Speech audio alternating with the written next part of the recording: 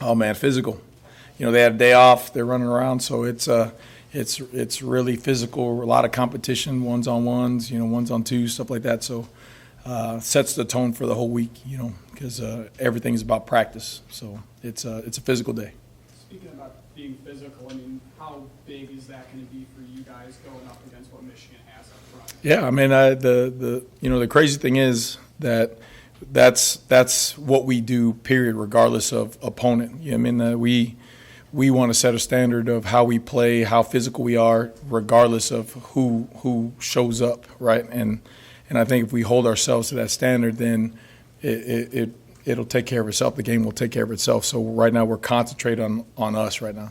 Yep. What's the most important thing or two at stopping the run, being good at stopping the run? I think it takes a concentrated effort. The one really cool thing about the guys in the locker room is that you see it from all levels. You saw the hit that Deshaun put on when he ran down on the run. There was no fear there. You saw they threw a screen out there to a really, really talented player, that's number 6, and Malcolm saw the ball and he jumped it right now and tackled it for maybe for a tackle for a loss, or no gain.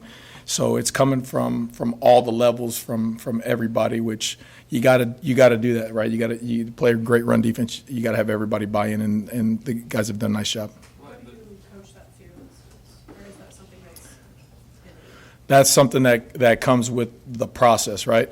They got to feel confident. They got to feel big and strong. They got to feel like they know what to do. They got to feel like they know how to do it, and then you got to practice those techniques. The dominant contact, the RDV, and then when they get a chance to do it, you praise like that's what it's supposed to feel like, and then when they don't do it right, you correct it, and then the more and more reinforcement they get, that kind of becomes them. So it's something that's continuing to show up. Guys are playing faster. They're understanding their assignments. So they're like the one on Deshaun. If you go back and watch it, he hits it on the fly. He's at about 7, 8, 9 yards when he starts to run and starts to see it. You know what I mean? And from the time he saw it, there was zero hesitation, because if he had hesitated one bit, that receiver was coming to crack him. He would have got cracked. But he just saw the ball and he attacked the ball and he was able to make a play. So. If I would have told you guys would be leading the nation in run defense 4 games in, would you have believed me? How much can you guys hang your hat on that number, just in what you're trying to build here right now? Yeah, I've been, previous experiences been like that before, and then ended up not like that. So everything is about we'll jump around and have parties and stuff at the end of the year when all the games are over. We'll look at all that stuff. But right now, you have a talented opponent coming in, and the willingness to practice today was good. The guys want to run around. It wasn't clean, but the guys want to run around. They want to be physical. So that was the most important part. And if we just continue to do that week in and week out, I think after the end of the season, you ask anybody that, I think we'll be up here doing cartwheels and somersaults and stuff, as much as we can do, you know what I mean? So. Deshaun, what's your evaluation of just him and Omar at first year together working at that safety combination, and how that's looked so far? Yeah, they made plays, both of them. Both of them have flashed like what they can do. Both of them made plays. Both of them, they'd be the first ones to tell you that there's plays that they left out on the grass, So I think it's the constant quest to try to perfect the game. You know what I mean? Like, by no means are they satisfied. Nobody's patting them on the back right now. You know what I mean? Like, we got some really good football teams that we got to play. So, but they have done it to where they know what it feels like to make. They know what it feels like to put themselves in positions to make really, really spectacular plays. Now, coaches got to keep on teaching things the right way, refining things the right way, making sure it's simple enough to where those guys can play like that. Yeah, he's a good back. Both of them, right? They're kind of on the opposite ends of the spectrum. Both of them have really good balance.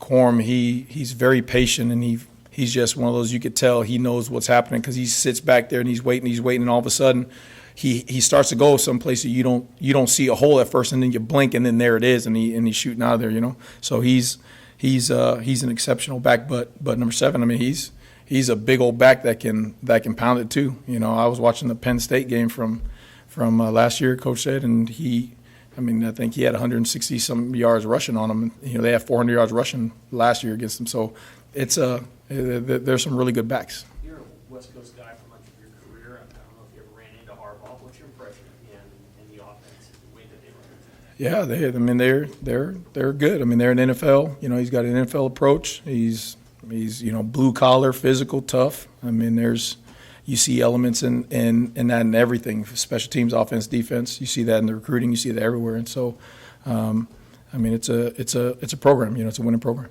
Is the spectrum of things that they will do on offense broader than some of the teams will think? They present some challenges. I mean, they get into different personnels. They shift, trade, emotion. Their snap counts, they vary their snap counts all the time. They find every advantage and they use every advantage. Which is again really good football to defend. We're gonna have to know what we got to do and don't let all that stuff. Don't let all that window dressing and stuff take us away from our keys and our eyes and let us go play fast and aggressive. When you've been a part of defenses that took a step up in getting turnovers, what kind of things have you seen that have taken them over that hump to be able to do? I think it's just a confidence deal, and again, I don't know how many times in the game this last one where you're literally like a foot away from the ball being yours. Omar rips the ball out there on the sideline, and he rips it out just probably a yard too far, and it goes out of bounds. Right, Phelan, he's running down there, and he just runs on the special. He just punches the ball, and the ball rolls out of there.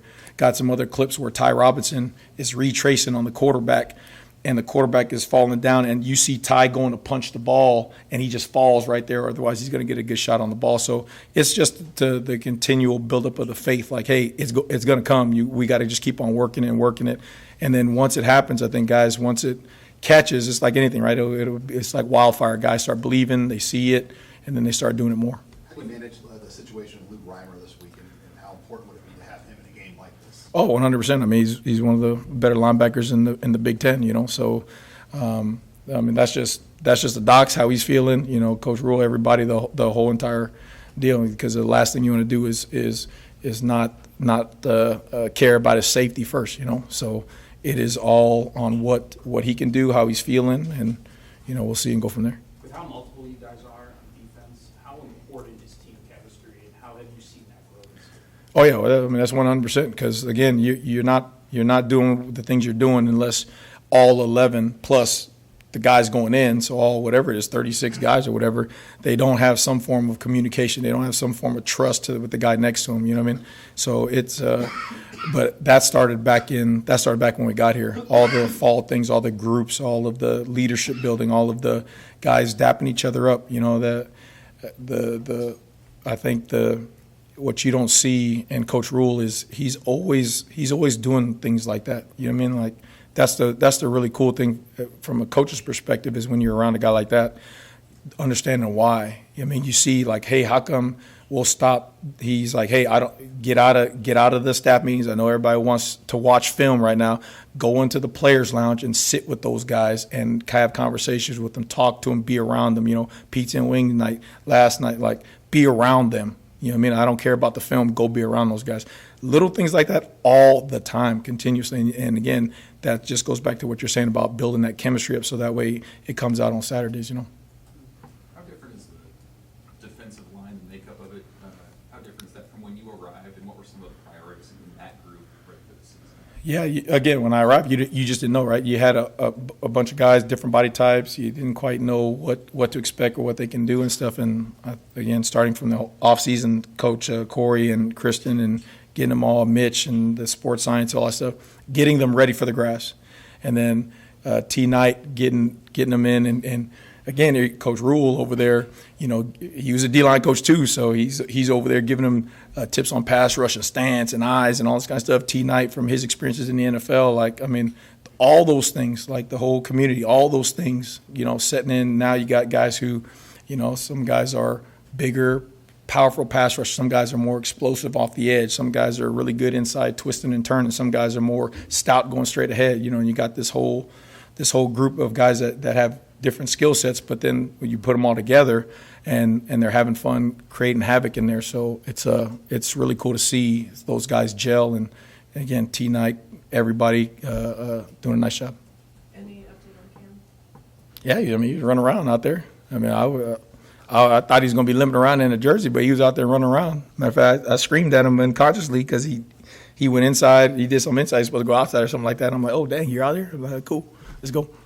So. What have you seen from Blaze, talking about how you guys, a lot of improvement in the offseason, working with United, with those guys. He's a guy who didn't really play last year. Yep. He's one of the most effective pass rushers. Just what have you seen? Yeah, I mean, again, he's like Nash, right? He's a guy who has a lot of ability. He just did not have the opportunity or injury, whatever happened. He just didn't put it on the grass, right? So I think a little bit with him was the fact that he needed to do it. He knew he was a good football player. He knew he was big, strong, fast, right? But then when he does it on the grass, then it's like, okay, I can do it. And then now you're just seeing him continuously grow with the more reps and the more stuff he's able to put on film. So happy for Blaze. Anything else for Coach White? Thank you, everybody.